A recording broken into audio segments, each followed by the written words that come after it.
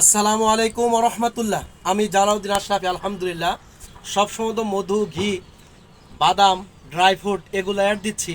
আজকে ব্যতিক্রম। আমার প্রচেষ্টায় ক্ষুদ্র একটি এলাচ বাগান। আপনারা দেখেন, আলহামদুলিল্লাহ পর্যাপ্ত পরিমাণ গাছ হয়েছে এবং ফুল আসছে, আরও আসবে। কিন্তু সময়ের স্বল্পতার কারণে ওইভাবে পরিচর্যা করতে পারি না।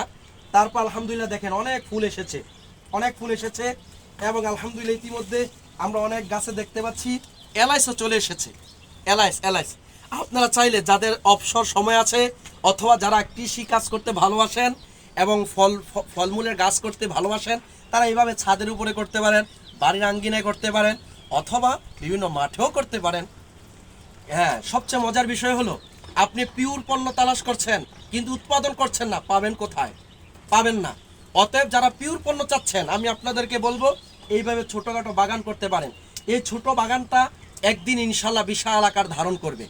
আজকে হয়তোবা ছোট আছে, এখানে কয়েকশো গাছ হবে, একদিন ইনশাল্লাহ এটা বিশাল আকার ধারণ করবে, বাণিজ্যিক আকারে একটা এলাচ চাষ হবে। এই সফলতা অর্জন করতে চাই। আমি চাই আপনারাও অর্জন করেন। এলাইচ অথবা বিভিন্ন ড্রাগন ফল, ওই যে এখানে লাগিয়েছি ড্রাগন ফল, এগুলো আপনারা চাষ করে সফলতা অর্জন করেন। বাংলাদেশে পিওর পণ্যের একটি বিপ্লব ঘটাবেন ইনশাল্লাহ।